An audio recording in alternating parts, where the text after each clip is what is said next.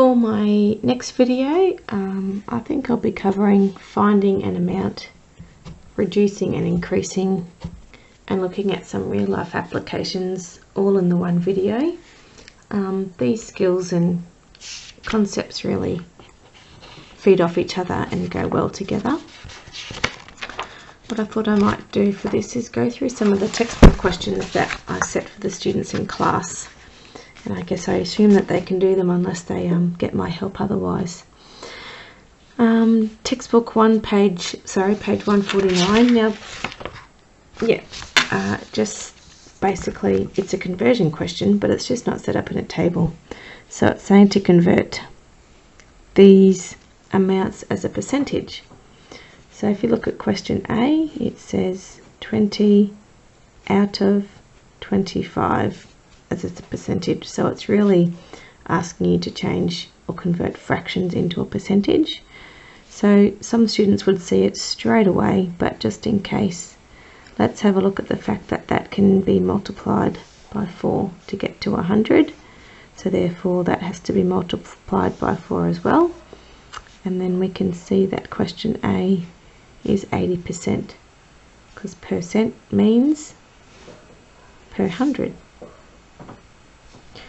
Question B is 13 out of 20 as a percent. So that can be changed to 100 and therefore easily to a percent. If we look and see that that can be multiplied by 5. 20 times 5 is 100. Okay, what is 13 times 5? Alright, don't be scared to go off to the side and work things out. There's nothing wrong with working things out. 3 5s are 15. 1 5 is 5. Plus the 1 is 6. So that would be 65%. Question C is 39 out of 50. Okay, 100, that one's nice and easy to see that it's times 2. Okay, 39 times 2, 9 2s are 18, 3 2s are 6, and 1 is 7. 78%. Alright, question D, we'll have a look at it. A lot of students have worked out how to find 1%. So 12 out of 40. Oh no, you don't have to find 1% for this. What we could do but is look at how do I change 40 to 100. This one's probably a bit trickier and wouldn't be in your test. Okay, but if you times 40 by 2.5, you get to 100, because 40 plus 40, okay, that's timesing it by 2. 40 plus 40 is timesing it by 2. And then if you add on half of 40, it's 20. And you can see that results in 100. So there's your 2.5. So that means I have to multiply 12 by 2.5. So to save decimals, you could say 12 and 12 is your 2, and 6 is half. Okay, 12 and 12, there's your 2, and that's your half, 2.5. Because over here we had to do it by 2.5 to get to our magic number of 100. Okay, so we took our 40 to start with. We knew we had to turn it into 100. I explained that 40 plus 40 plus 2.5, that's your half there, gets you 100. So that's why you have to do the same thing to the 12. 12 and 12 is 24. And 6 makes 30.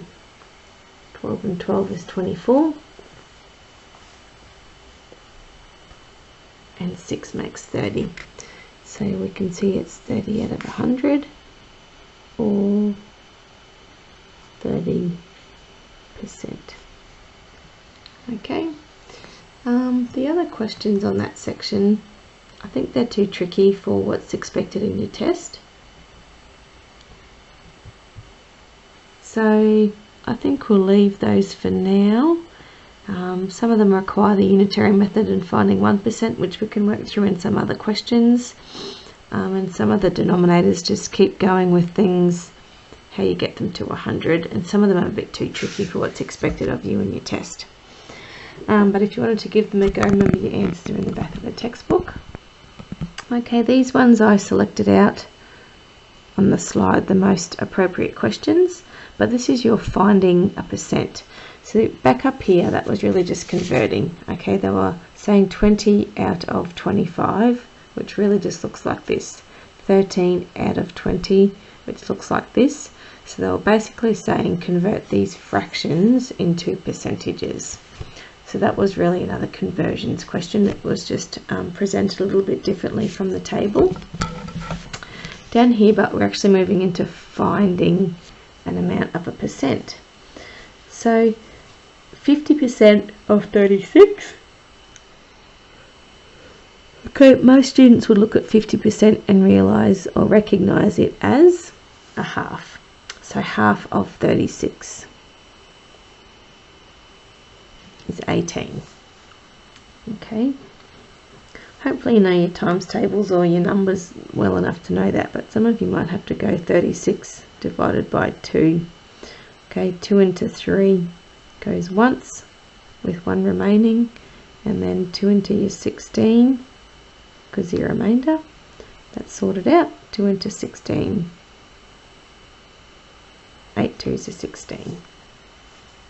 Okay.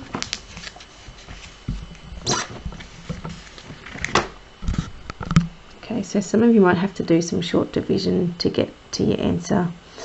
20% of 45. Okay, so I've been showing students a lot how to use the 10% method. So if we find 10%, 10% is found by shifting the decimal back 1 jump. So if you shift the decimal back 1 jump, it becomes 4.5. So if you know that 10% is 4.5, then you realise that you have to double 10% to get it to 20%. So therefore you have to double your 4.5 and it becomes 9. Okay, some students but will look at that and see 20% and recognise it as a fifth. So they will just divide 45 by 5. Okay, some students will look at the 20% and realise 20% as 1/5. And they will just look at 45 and divide it by 5 to give them their answer. Alright, question C is 25% of 68. Alright, so 25%, some students would look at that and recognise it as a quarter. Okay, some students will look at 25% and recognise it as a quarter. So then they will just divide 68 by 4 to find the quarter. 68 by 4 might be a little bit tricky, so they go 68 divided by 2 is 34. Divided by 2 again to give you 17. Alright, so that's one way of doing it. Thinking of the percentage, seeing if it relates to an easy fraction to use, and then dividing 68 by 4. Or you might decide to go down here and go 68 divided by 4 to find your 1/4, because 1/4 is your 25%. So 4 into 6 goes once with 1 remaining.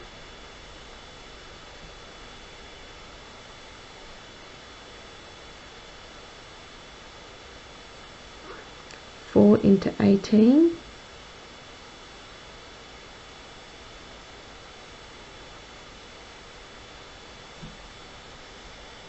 What have we done wrong here? 68 divided by 2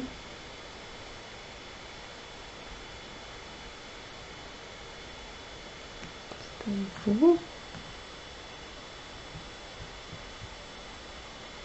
34 divided by 2, 17.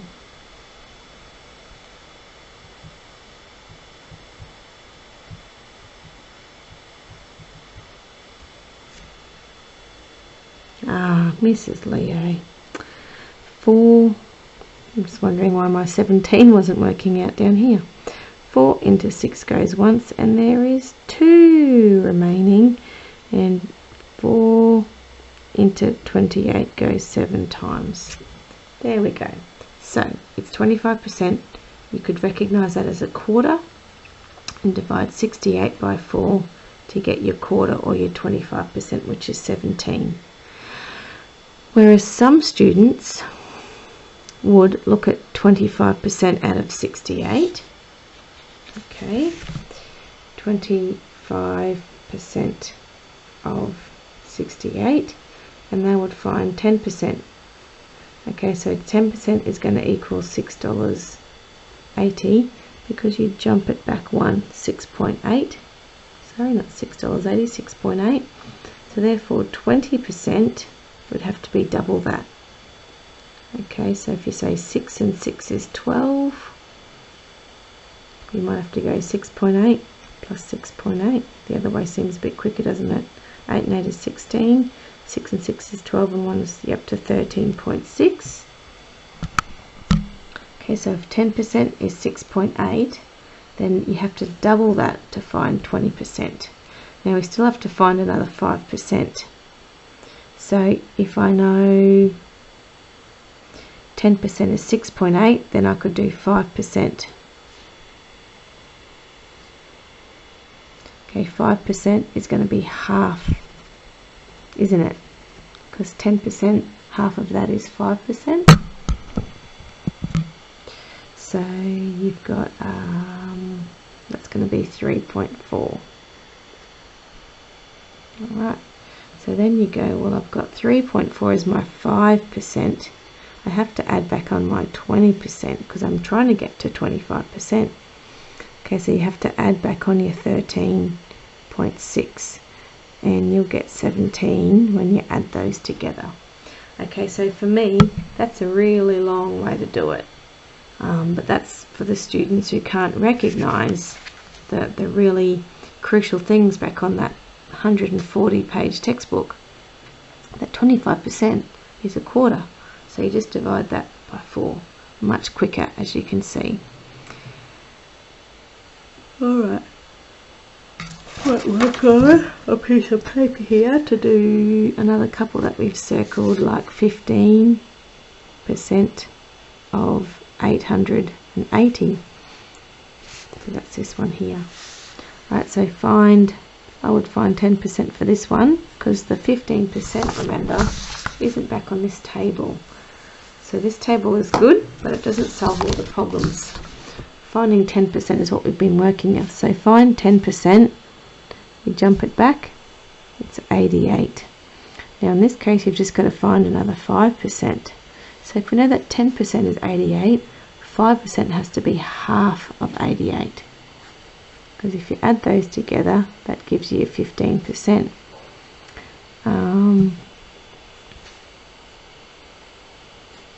So when you add these together, that's your 10%, that's your 5%.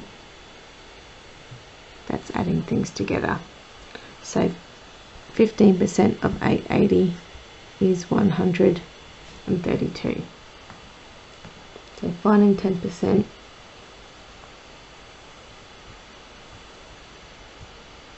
is really useful when you've got these percentages presented that don't fall into that nice table from the textbook.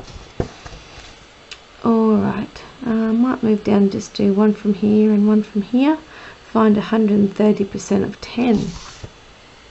Okay, find 130% of 10. So you could just find 10% of 10. which as you can see is going to be 1. So how are you going to get this to 130%? You're going to times it by 13, do you agree? Okay, if you take 10 and you times it by 13, it gets to that. So therefore, you would times this by 13 as well.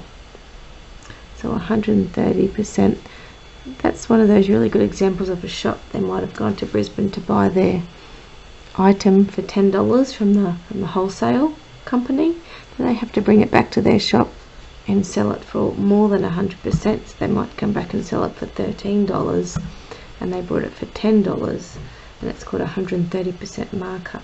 Okay, they've got to sell it for more than what they purchased it for to make some profit. You can see that's gone a bit blurry.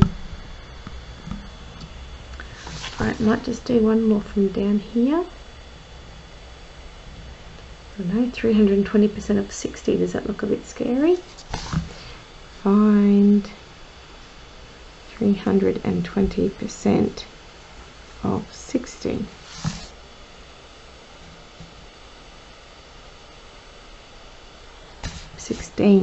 Sorry,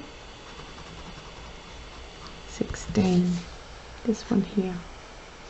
Alright, so again I will just start by finding 10% and then see where we can go from there. So 10% is found by moving that back. Okay, if I have to get that to 32, I'm going to times it by 3.2.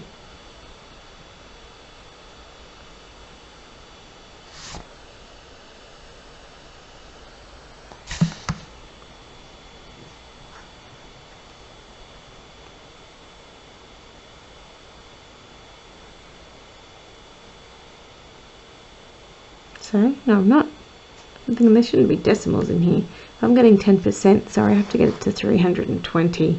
So I'm just going to times it by 32. That's more doable.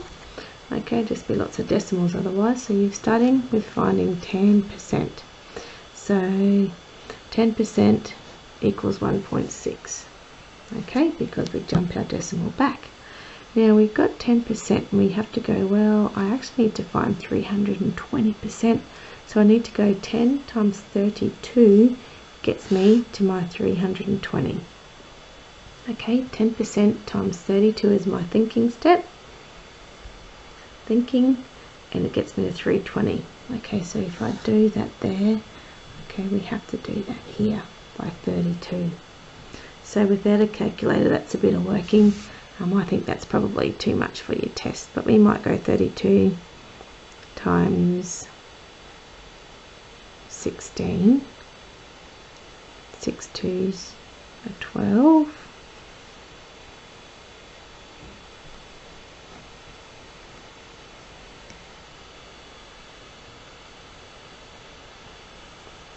Two 6s are 12.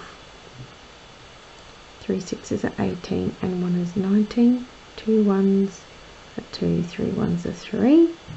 2, 11, 512.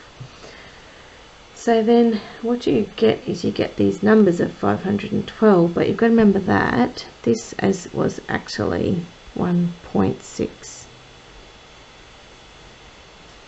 Remember we times that by that. Okay, we times 1.6 by 32. I just disregarded the decimals over here when I did that multiplication to make it smoother, but now I have to recognize that there was actually one decimal spot sitting here. There's one digit behind. In all of the numbers that we multiplied, we had 32 times 1.6. So the 0.6, there was only one number behind the decimal. Therefore, there'll be one number behind the decimal in our answer. So our answer is actually 51.2. That one's pretty tricky, you rates. Don't think that one's in your test, but it's really good practice of your 10%, going back to some really old skills that you should have learnt in previous maths years. you know, in the test, if you got presented with something tricky like this, start by finding 10%. Okay, 10% equals 1.6. Don't think we throw too many decimals and things at you in the test. Okay, 10%, I actually have to find 320%. So I would times it by 32. 10 times 32 gives me 320. That's great working in a test. 10% times 32 was your thinking step. You had to work that out yourself to get you to a finished product of 320%, because that's what the question wanted. Then in your test you could go, well, 1.6 is 10%. I have to times it by 32 as well. And that would be your answer. Over here, I disregarded the decimal of the 1.6. Just ignored it. 32 times 1.6, but I ignored the decimal, and I got to 512. Then I remembered that I have to put in my decimal or my 1 decimal spot, so I had 51.2.